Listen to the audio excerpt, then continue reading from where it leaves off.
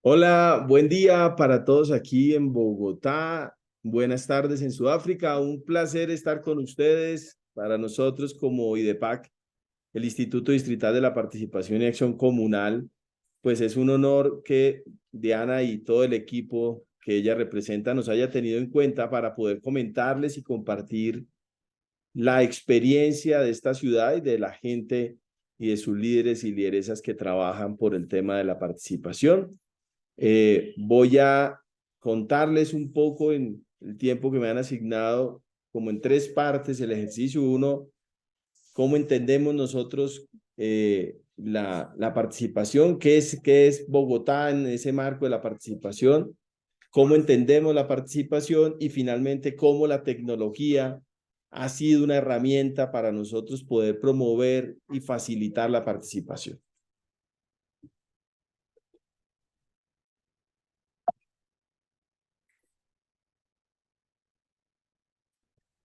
Lo primero que quisiera ponerles en contexto, pues como todos saben, creería yo, Bogotá es la capital de Colombia.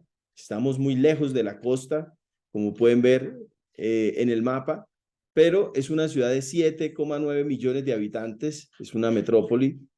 Nosotros nos dividimos, digamos, desconcentramos administrativamente la ciudad en temas administrativos en 20 localidades, es decir, hay como una especie de 20 gobiernos locales, aunque todos dependen de la administración central distrital que está en cabeza de la alcaldesa de Bogotá, que en este momento es una mujer, es la primera mujer diversa además que ha llegado a este cargo, el segundo cargo más importante de la ciudad, del país, y ella nombra, después de un proceso meritocrático, los 20 alcaldes locales que son vitales para el proceso de participación, pues ellos tienen un porcentaje de los recursos con los cuales se promueve la participación en esos territorios.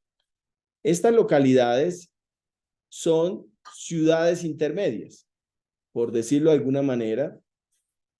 Una localidad como la localidad de Kennedy alberga a su interior entre 1.500.000 y 2 millones de habitantes, que es más o menos como la ciudad de Barranquilla o la ciudad de Medellín, que es otra segunda y tercera ciudad más importante del país. O la localidad de Suba, que tiene también una población parecida a la ciudad de Barranquilla. Así que quiero ubicarlos en ese contexto porque desarrollar cualquier política pública en Bogotá amerita y exige, digamos, muchísimos recursos, pero sobre todo demasiados instrumentos para que la política pueda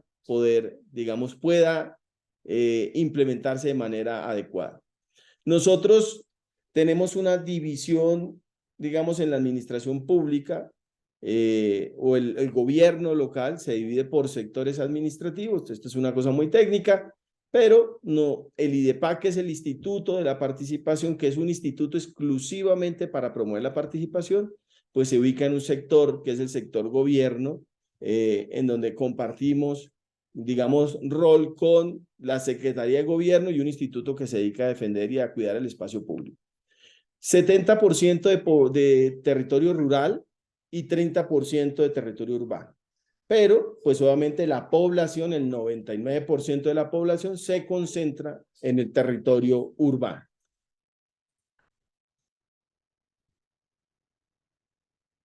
La participación para nosotros en Colombia es concebida como un derecho constitucional. Y esto yo lo quiero resaltar porque allí está el origen de el Instituto Distrital de Participación, que es el que yo dirijo y que tengo el placer, pues, estos 4 años de gobierno haber dirigido. Ya estamos cerrando el gobierno, pero lo quiero señalar porque en la Constitución de 1991, que es la Constitución más reciente, tenemos cerca de 2 décadas y medio de Constitución.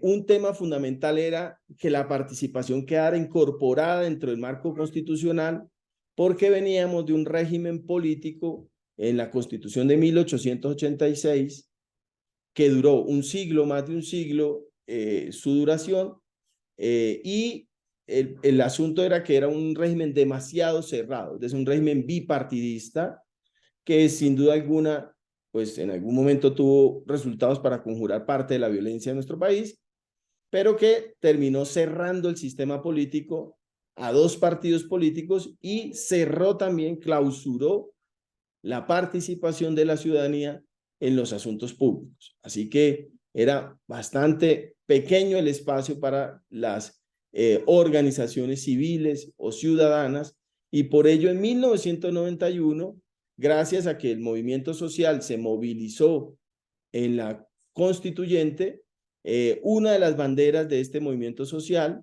y de la insurgencia que se, digamos, reincorporó en ese momento al establecimiento, que era el M-19, pugnaron o plantearon la necesidad de que la participación fuera un eje vertebral de todo el sistema político colombiano, y por eso la participación tiene una gran promesa en nuestro sistema político, y es el de democratizar y el de modernizar el Estado. Hay una especie de anhelo, y es que a través de la participación, de involucrar a los ciudadanos y ciudadanas a la vida pública, a la vida del gobierno, logremos dejar de lado las prácticas de clientelismo, de corrupción, que, digamos, han marcado nuestro sistema político colombiano, pero también dejar prácticas y una cultura autoritaria que, digamos, conlleva a que unos pocos, a que una élite sea la que decida sobre los asuntos más importantes de la ciudadanía y del país. En ese marco, Bogotá crea el Instituto Distrital de la Participación, y no es gratuito que se cree un instituto exclusivamente para defender un derecho que es el derecho a la participación. No existe en América Latina, en el mundo, algunos institutos que se dediquen solamente a este derecho. Hay instituciones dedicadas al derecho a la salud, al derecho al ambiente, al derecho a la educación, pero muy pocos se dedican al derecho a la participación, que nos parece una innovación bogotana. Ni siquiera en Bogotá, en Colombia, hay este tipo de institutos, y es un gran equipo que tenemos, que de una u otra manera se dedica a la promoción, el fortalecimiento, la investigación, la difusión, la divulgación de información para que el derecho a la participación sea posible. Tenemos cerca de 15 años, cumplimos 15 años el año pasado, y este instituto se crea, que es muy, digamos, paradigmático, cuando llega al gobierno distrital, o sea, también al gobierno de la capital, el primer gobierno de izquierda en el país, que lo lideró un sindicalista que se llama Luis Eduardo Garzón. Bogotá es una ciudad que invierte realmente recursos en materia de participación. Como ustedes pueden ver en la gráfica, invertimos entre el 2020 y en el 2023, que son 4 años, 274 millones de dólares en participación en todo el distrito capital. Todo el distrito capital hace inversión en materia de participación. Es una obligación por ley que todas las entidades distritales, por muy pequeñas que sean, deben destinar recursos a la promoción de la participación, y a facilitarle a la comunidad el ejercicio de la participación. El IDEPAC es el instituto encargado de dictar línea técnica, de establecer como metodologías o herramientas para la participación. Invierte 37 millones de dólares en el año, que es el 13% del presupuesto global de esos 274 millones de dólares que invertimos en 4 años. Sin duda alguna, para algunos esto en la ciudad de Bogotá sigue siendo insuficiente, y la verdad lo es un recurso escaso, ya que tenemos un universo bastante grande que cubrir. Voy a tratar de dar algunos datos muy rápidos, pero tenemos cerca de 25,000 consejos de administración o de personas que viven en propiedad horizontal, que llamamos edificios, tenemos 1.680 juntas de acción comunal, cerca de 5.000 organizaciones sociales que atender, un poco más de 400 medios comunitarios de comunicación que también debemos atender, y creemos que, a pesar de que esto puede rondar las 30.000 o 35.000 organizaciones, creemos que sigue siendo un subregistro bastante grande el de la ciudad de Bogotá, el que tenemos aún, porque estos son los datos que tenemos de organizaciones que se acercan al IDEPAC para que la atendamos. ¿Cómo entendemos nosotros? Y aquí está la clave del asunto, que quiero esta gráfica nos pueda resumir un poco la idea de cómo nosotros entendemos la participación en Bogotá, ahora que acabamos de aprobar la última política pública de participación incidente, que irá del 2023 hasta el 2035, algo así, porque son 13 años, 12 años, perdón. Acabamos de cerrar una política pública que venía desde el 2011 y actualizamos la política producto de varios cambios en el país que sucedieron, un estallido social tipo primavera árabe que tuvimos en Bogotá cerca de un mes, la gente estuvo protestando en la calle, en fin, tuvimos que actualizarla por varias razones. Pero esta es la clave del asunto, entender la participación como ejercicio y como derecho, porque de lo contrario, cualquier herramienta tecnológica que tú implementes o cualquier aditamento que tú le sumes al ejercicio de participación queda descontextualizado y queda de otra manera por fuera de foco si no comprendes que la participación, lo primero que hay que leer en esta gráfica, como la ven en la escalera, es un proceso. Nosotros adoptamos de varios autores esta idea, esta metáfora, porque nos parece una idea muy completa para poder explicarle a la ciudadanía, pero también que la ciudadanía entienda que la participación no se da en un solo momento, sino es una sumatoria de elementos que nos permite construir una experiencia en donde la ciudadanía perciba, pero también sienta que ha logrado incidir o por lo menos tener un resultado concreto en el ejercicio de la participación. Los primeros dos escalones que ustedes ven en esa escalera es lo que llamamos la información o la consulta, que desde nuestra perspectiva, y como lo dicen algunos autores, es el lugar más precario de la participación.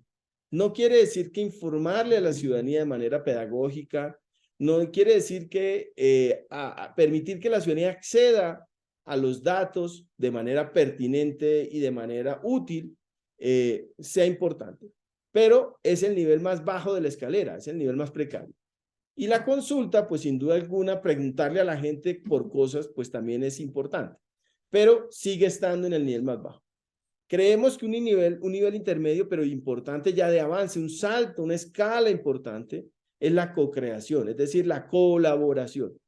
Decirle a la ciudadanía que pueda diseñar con los gobernantes, con nosotros, alternativas de solución para problemas que muchas veces los funcionarios no logramos comprender porque no tenemos la información del contexto en donde se desarrollan estas problemáticas, pues sigue siendo una limitante. Así que invitar a la ciudadanía a eso, a que nos colabore en esas soluciones, es un paso importante en el proceso de participación. Y para esto, la tecnología es muy importante. Fíjense que ahí ya llevamos 3 escalones, pero la co-creación ya nos invita a que despleguemos otras herramientas que nos permitan capturar de manera mucho más útil y de manera más eficaz esa información en donde la interacción se tiene que dar.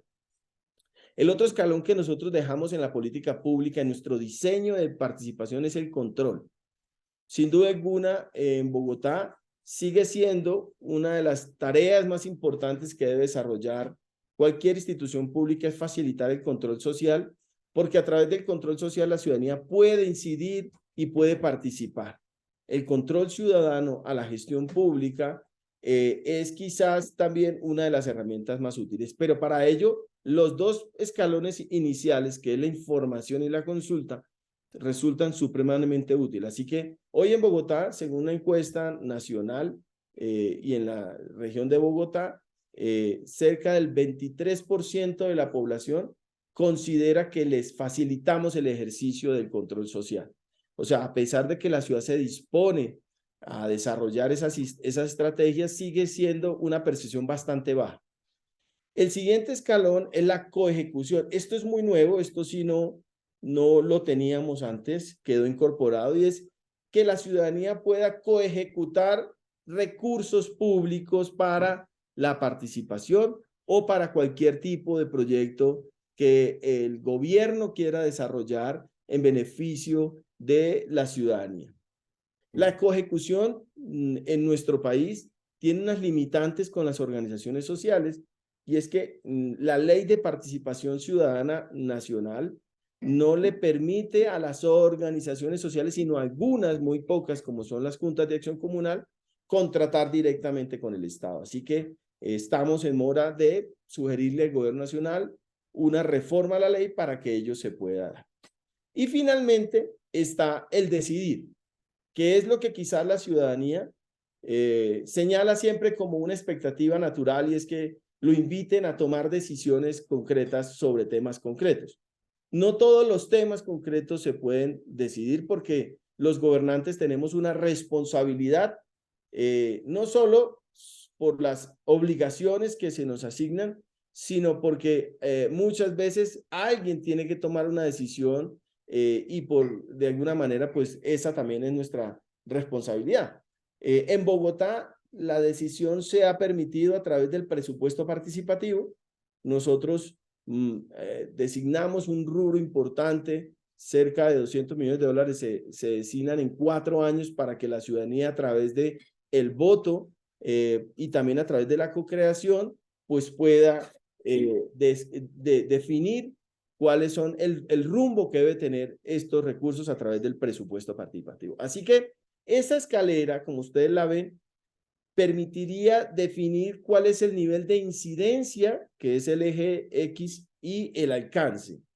Entonces, para nosotros entender la participación como un ejercicio y como un derecho, quiere decir que es una experiencia que debe tener un alcance, es decir, que en la medida en que más crezcamos hacia el eje Y, en el alcance, en ese cuadrante del alcance, pues vamos a permitir que la experiencia sea mucho más clara. Si nosotros le decimos a la ciudadanía a qué la invitamos, si es a informarla solamente, o a consultarle, o a co-crear, o si le invitamos a que nos controle, o si la invitamos a toda la escalera que surta todo el proceso, como es el ejercicio de presupuesto participativo en Bogotá, pues obviamente vamos a avanzar en el nivel de incidencia.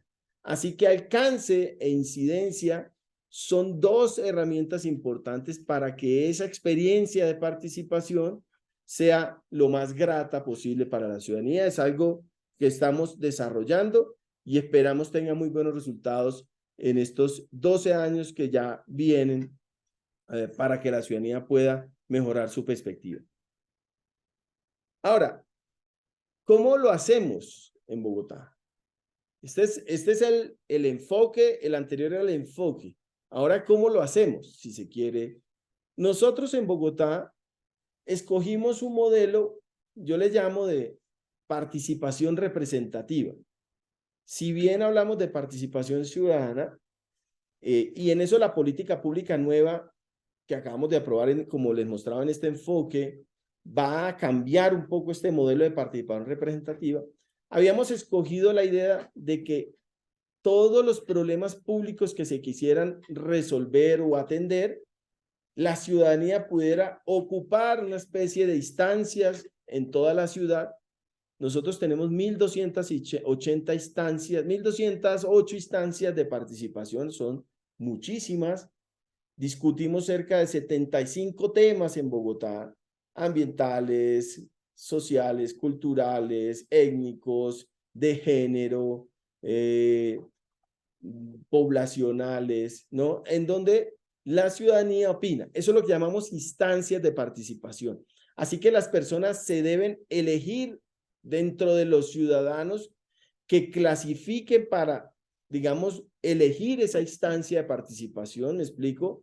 Si yo quiero elegir los consejos de juventud, pues solo pueden votar los jóvenes, o si debo escoger los consejos de mujer y género, pues solo pueden votar las mujeres, o si quiero votar los consejos de personas mayores para poder trabajar la política pública de personas adultas, pues solo votan las personas mayores. Esos escenarios de representación en general en la ciudad de Bogotá tienen una característica que son más informativos y consultivos, y ese es el gran déficit que hemos aprendido en estos años. Hemos democratizado la discusión en Bogotá sobre los temas porque todos los temas se tienen que llevar a esas instancias, los gobernantes deben ir a esas instancias, consultarle e informarle a la ciudadanía, escuchar su voz, y la ciudadanía a través de esos delegados que elige puede darle o cambiarle el rumbo a las políticas públicas específicas, pero sigue siendo deficitario en tanto no avanzamos en las etapas siguientes, en las escalas siguientes de nuestro nivel de alcance y nuestro nivel de incidencia. Entonces, estamos en un momento muy especial porque estamos discutiendo si es necesario achicar las instancias de participación, el número, aunque es muy difícil porque, como les decía al principio, la participación es un derecho constitucional y restringirlo va en contra de nuestro marco constitucional. Seguramente nuestra Corte Constitucional que defiende, que revisa cualquier acto, pues no lo puede impedir. Ahora bien, esta participación representativa, pues alberga un porcentaje importante de la ciudadanía que decide y se motiva a elegir a sus representantes, así que ahora lo van a ver los números que tenemos hasta el momento. El segundo elemento es, creemos que estimular la participación es importante.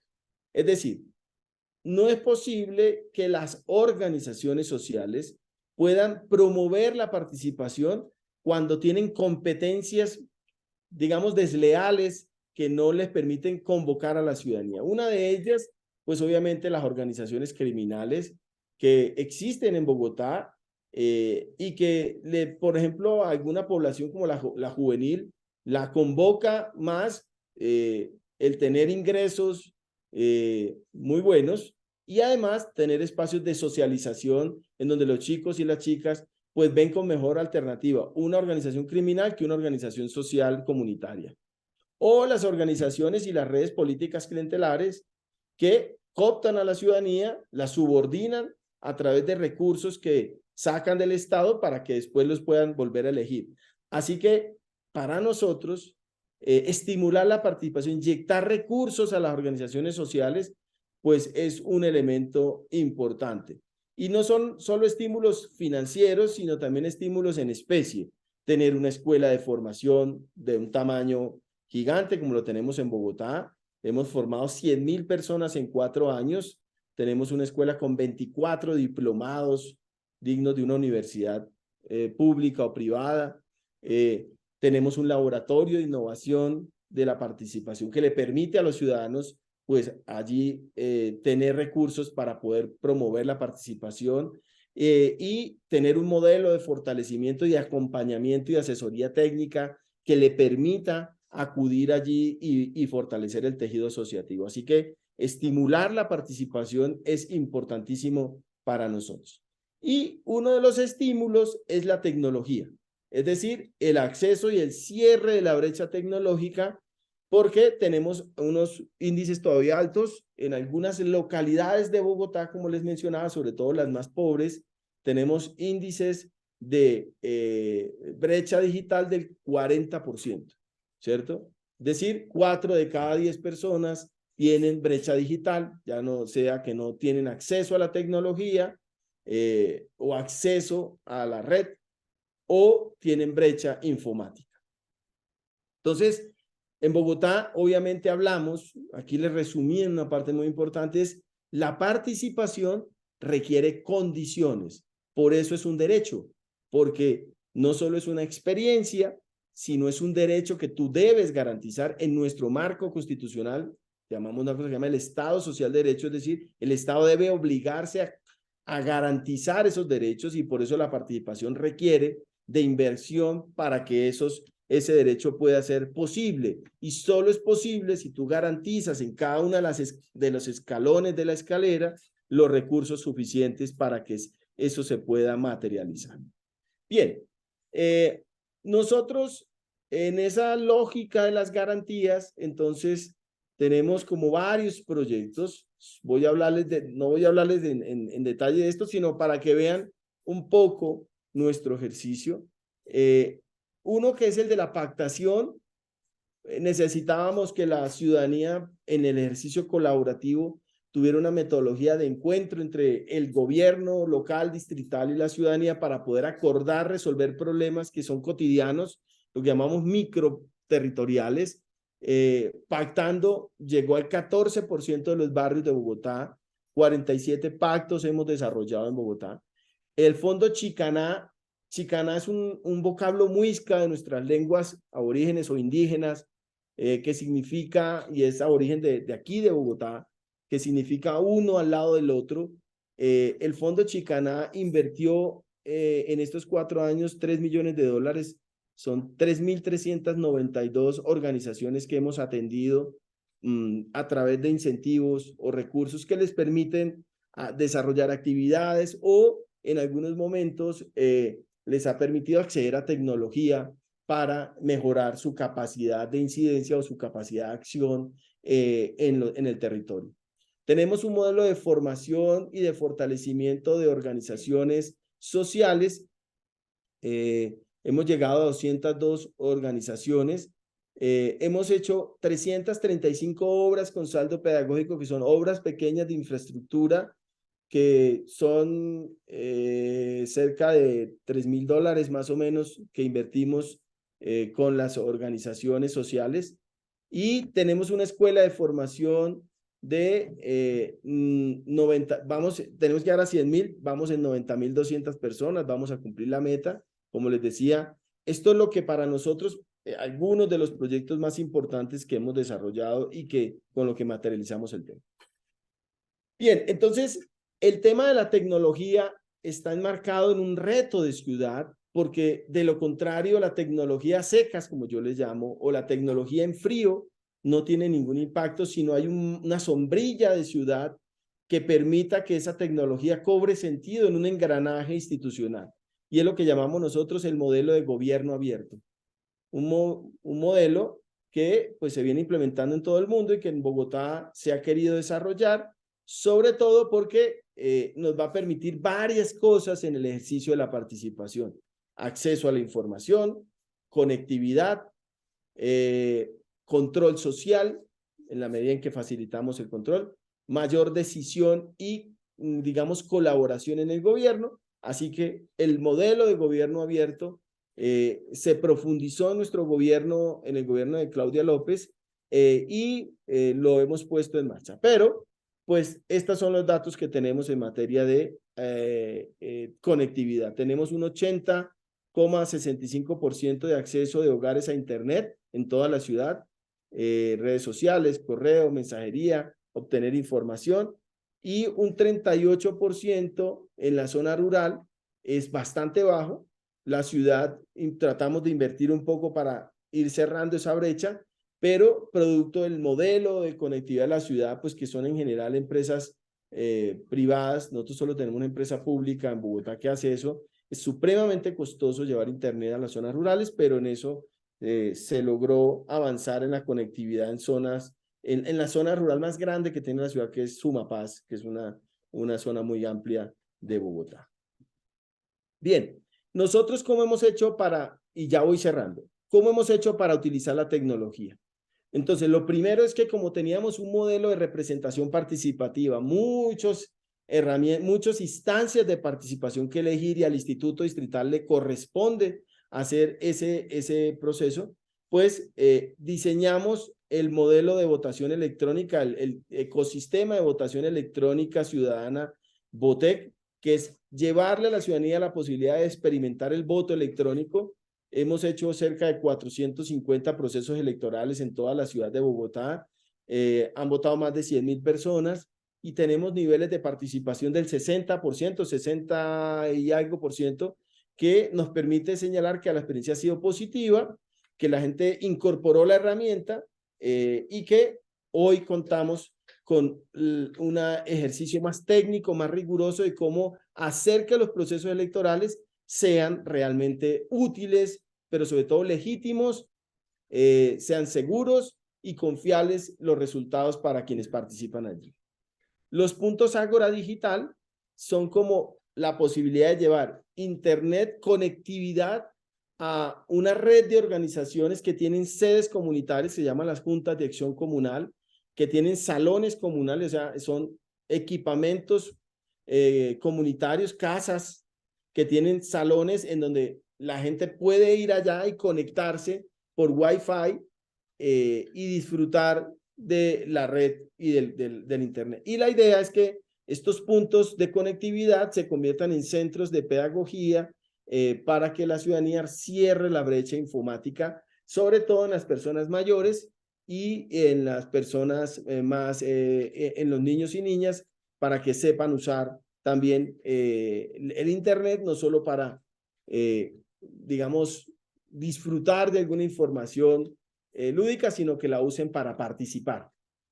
Bogotá Abierta es nuestra tercera plataforma, es una herramienta que sirve para que podamos hacer co-creación, es decir, colaboración en la ciudad de Bogotá a través de retos ciudadanos, en donde cualquier sector o entidad del distrito nos hace una pregunta, nosotros la colgamos en la página y la ciudadanía participa dando ideas de cómo poder resolver ese problema en un ejercicio de feedback que nos ha resultado también bastante innovador. Esta experiencia lleva cerca de 6 años y pues va creciendo el uso de la herramienta. Y finalmente, la red de cuidado ciudadano, que fue una innovación en medio de la pandemia, que la creamos para que los ciudadanos y ciudadanas se pudieran conectar y se pudieran prestar ayuda en el uso, digamos, en momentos críticos como los que vivimos en el aislamiento que tuvimos que padecer todos en el mundo producto del COVID.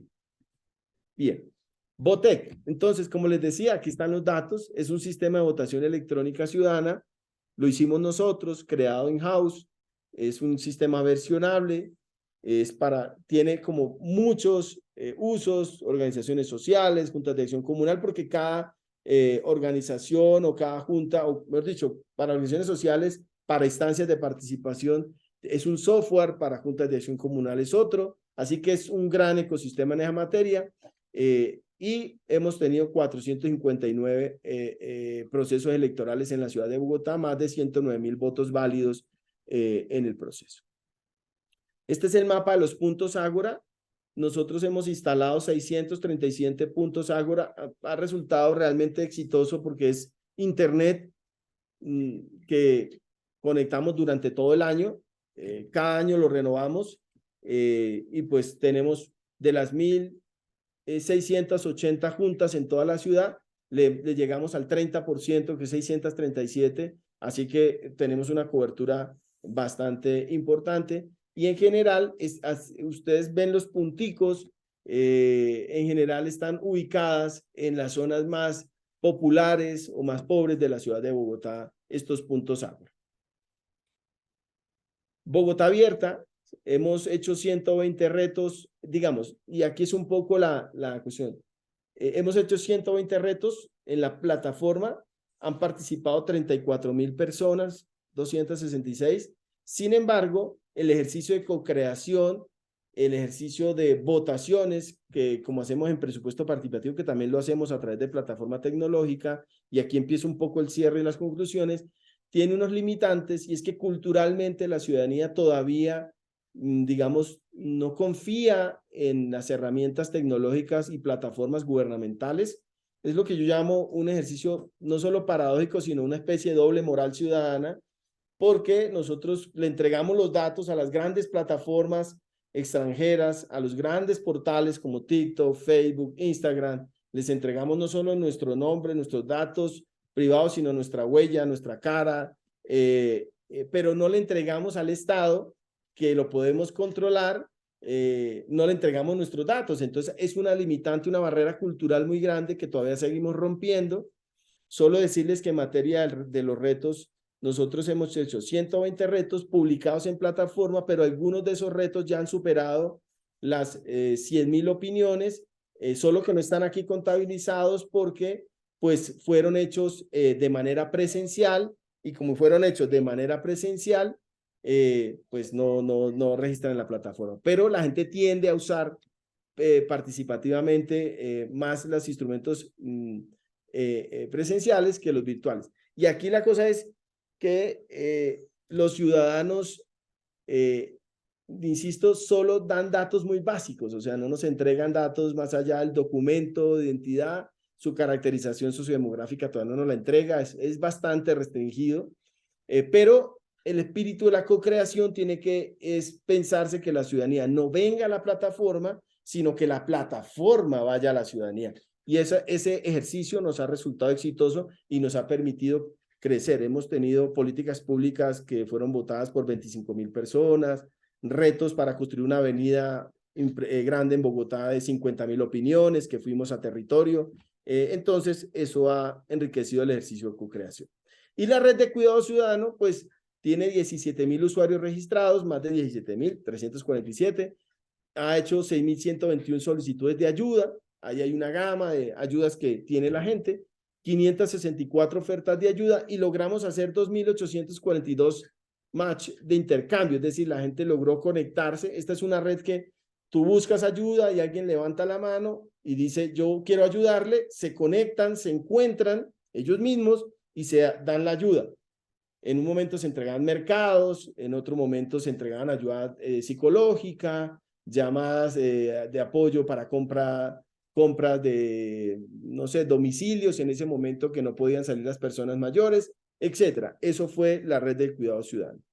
Así que esto es solo decir en conclusión que la participación en Bogotá, insisto, es un derecho, es un ejercicio y por tanto hay que garantizar esa experiencia para que sea agradable, que la ciudadanía no retorne el proceso de participación defraudada, que quizás ese es, digamos, nuestro gran reto, nuestro gran impulso, pero también es un derecho y por tanto tiene que garantizarse unas condiciones para que se cierre, y las condiciones pues son la información, la divulgación, el fortalecimiento organizativo, no les pude hablar de eso por el tiempo, la promoción a través de la innovación, la posibilidad de tener estímulos para la participación, y la experiencia requiere de un alcance importante, y es que la ciudadanía sepa que va avanzando en esa escalera de la participación. Y allí la tecnología juega un papel importante, ya sea para que usted se informe, como es a través de nuestro observatorio de la participación,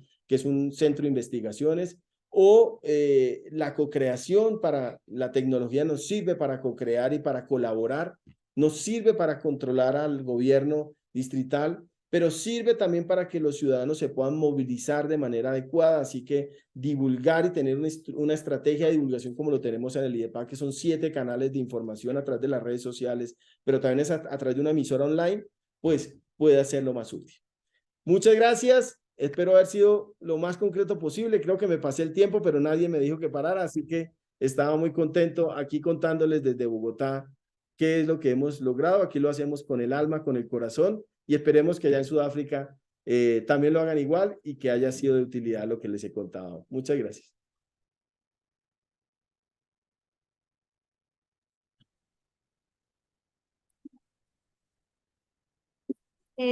Thank you. Muchas gracias. ¿Me escuchan? Just to make Sí, sure there's... oímos. Perfecto. So thank you very much. I'm just going to open to comments and questions, and maybe just to, I know it was a lot of information. There's a lot that happens in Bogota. I think as the director of the Institute mentioned, it's a very particular organization. It's not even common in other Latin American centers, and it comes from a political history, a political will, because to have like more than $30 million designated like for participation in the city, and having 30% of these to be allocated directly to this particular institute, I think is very representative, at least of a political commitment to try to make it work. So I'm just I don't wanna repeat everything that was said, but any questions for clarity or comments? But for me, I think it was important to underline experiences of co-execution, which I think are very challenging in all our municipal contexts anywhere in the world.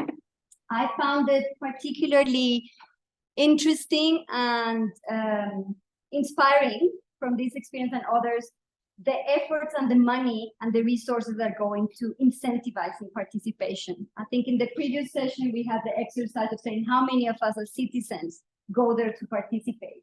And I must say, if I am more incentivized in the neighborhood I live in Cape Town, and the incentives can be in many forms, I think I will participate perhaps more. But those incentives in Bogota's experience come in terms of providing both economic support to social organizations and also training. I mean, one of the previous mayors of Bogota, actually when I was growing as a teenager, who was a teacher himself, he always used to say, like, you know, we are not born citizens. We have to learn how to be citizens. So that's why public participation training is so important for everyone, like, you know, for educated people, uneducated people. So I think those aspects and those percentages and experiences that Alexander was explaining in terms of money that goes for social organizations and for public participation training, also the participation through thematic aspects. I mean, I think it's very remarkable that participation still works so well with a lot of issues in South Africa, given that, I mean, we have heard from all the municipalities. I'm more familiar with the experience in Cape Town, where it's just such a small unit, so little resources, like both financial and physical resources. And the strategic projects, and I'm maybe just gonna end it there. I think actually I came across this institute through work in other projects where I was in Colombia and Bogota working in one of the biggest townships. And there the community was part of this pact about how to deal with some illegal occupations in a big area of the city that it's a high-risk area, so you need to relocate people. It's a long process, but from that process, for many years, there was a pact signed in between the municipality and these communities, this couple of neighborhoods actually, to solve these territorial issues. And then in one of the meetings, there were colleagues from this institute kind of like sitting there and trying to understand. So I thought that approach of having a territorial approach in terms of how to deal with participation in specific issues was very impressive. And also, as I said, the incentives, the training, and the projects with learning as outcomes. I thought that was also very useful for both the city and the citizens to collaborate in projects where everybody's learning, and the project implementation means like we're going to learn something from this and create capacity. And then this last, the Academy or School of Public Participation, I think I forgot the figures, but the figures doesn't matter. I think that just the fact that at least there's a civic participation or kind of like civic culture academy that is inviting civil society organizations or citizens as such to just come and get trained, it's very significant.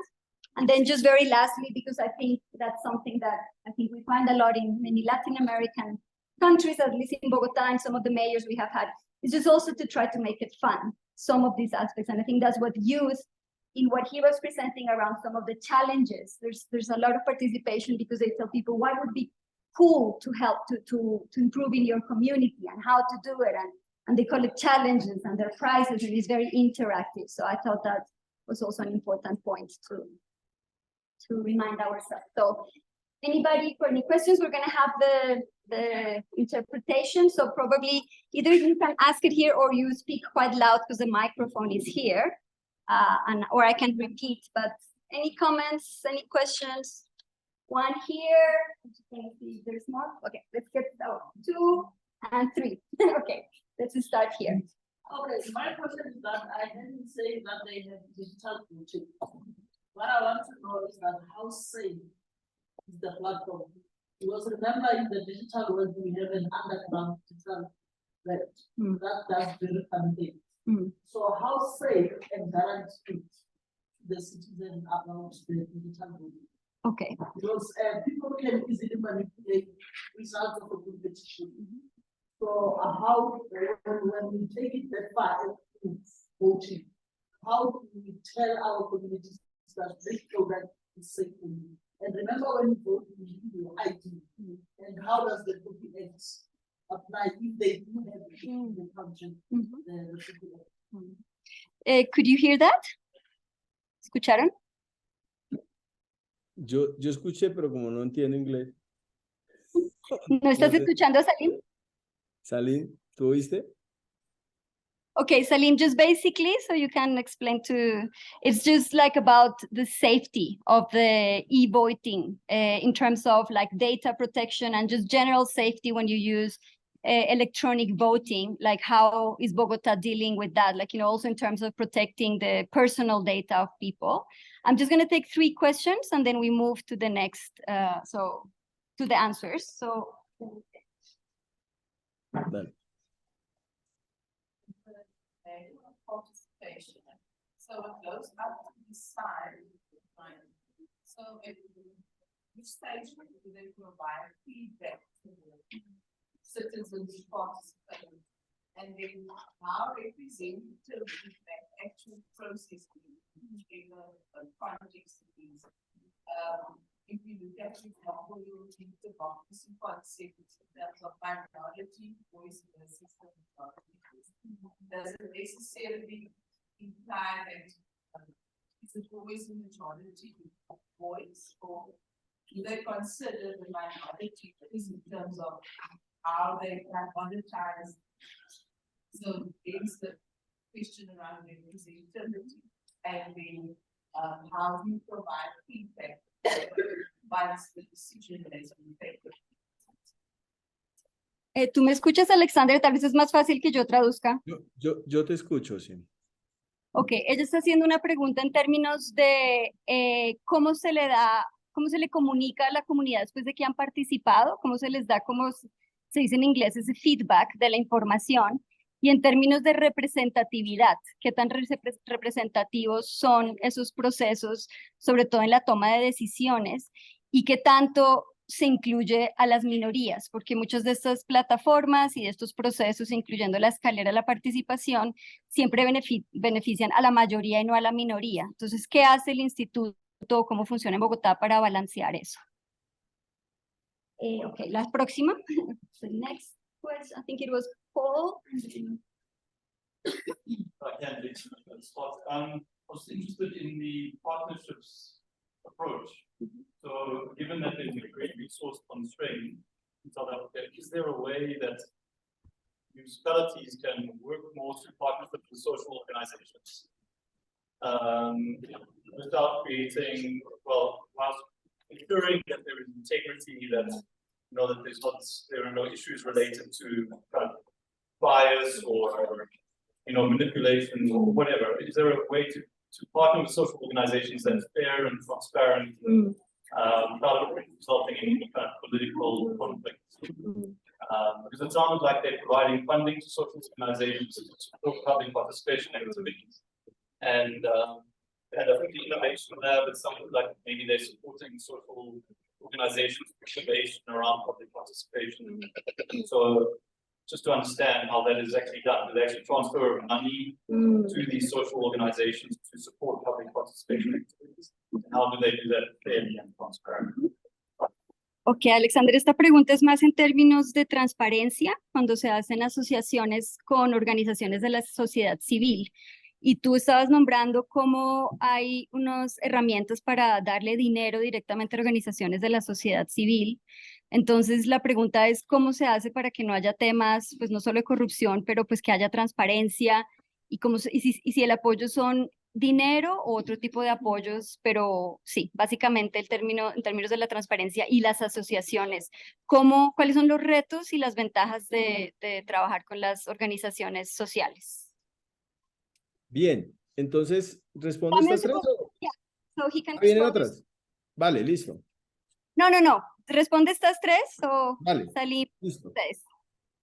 Frente al tema, muchas gracias por las preguntas. Frente al tema del voto electrónico, esta es una pregunta recurrente y es la seguridad. Nosotros nos hemos dicho, es un sistema seguro, confiable, ¿cierto? Y fácil de acceder. Y en materia de seguridad, lo primero es que toda la información reposa en los servidores de la entidad, es decir, no son servidores extranjeros, de tal manera que la información somos poseedores de ella, somos dueños del código fuente, razón por la cual este escrutinio público del código fuente, si alguien lo quiere analizar.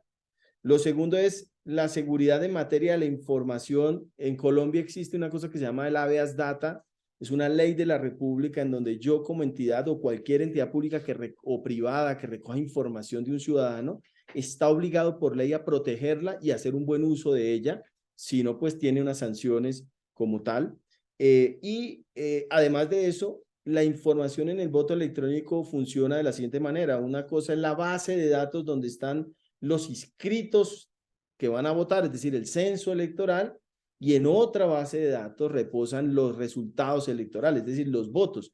Nunca podríamos ver quién votó por quién. No hay posibilidad de juntar esas dos bases, porque las dos pues son dos bases encriptadas, pero nunca podría yo saber si Alex Reina votó por fulanito o por alguien en el proceso electoral. Eso es, digamos, separado, y eso nos garantiza que no haya posibilidad de manipular los votos.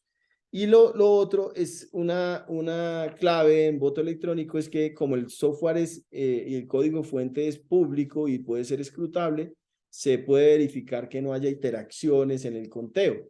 ¿Qué quiere decir las interacciones? Que no sumando 1 más 1 más 1 más 1 no da 3, sino da 4. Esa es una interacción, o que después del voto 10 sume 1 más. Nuestro software ha sido auditado o por lo menos revisado, o se le presentó a la Contraloría de la República, a los órganos de control de la ciudad, y siempre está disponible para que la gente lo haga. En general, nunca nos ha pasado que voten más personas de las que están en el censo. Es decir, nunca ha habido más votos. Si hay 100 personas inscritas, nunca han votado 110 o 101. No es posible. El escrutinio, además, cada vez que se hace el escrutinio, se hace público, se hace utilizando la tecnología, y es que lo hacemos a través de transmisión por Facebook Live, en donde la gente puede ir viendo cómo se van mostrando las urnas electrónicas que arrancan en 0 porque se instala la mesa, y después cuando se cierra, se muestran una a una cómo fue el resultado de cada urna electrónica. Así que en eso creemos que garantizamos un poco la seguridad y la confiabilidad. El software tiene la posibilidad de tener mesas de ayuda para el ciudadano que vaya a votar y sin duda alguna no puede hacerlo, o porque le tiene brecha informática, es decir, no conoce cómo funciona la tecnología. Entonces puede llamar a un teléfono celular, o puede escribir a un WhatsApp, o nos puede escribir un correo electrónico y le podemos hacer el ejercicio de apoyo. Como son voto electrónico, hay toda una metodología para hacerlo, y es que nosotros vamos antes al territorio, hacemos capacitación de la ciudadanía cómo se usa la tecnología, y después sí desarrollamos el proceso de votación.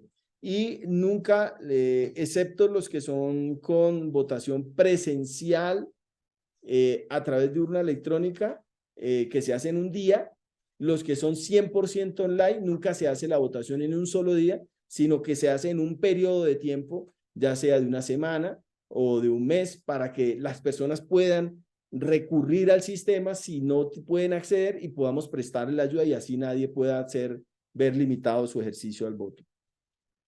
Frente al tema del feedback en el ejercicio de la representación, digamos, hay dos cosas. Uno, el feedback en los procesos de co-creación o de colaboración a través de Bogotá Abierta, que es nuestra plataforma de co-creación. Y es que hemos permitido que ahora los resultados, ustedes pueden visitar la página www.bogotabierta.gov.co, y allí pueden ver que la gente participa dando sus ideas, y la herramienta va construyendo una nube de palabras en donde puede ir viendo cuál es como el resultado de la conversación, cuáles son las palabras que más se resaltan. Entonces se empieza a hacer un feedback. También pueden encontrar los comentarios que la ciudadanía va haciendo a través de la pregunta que se hace.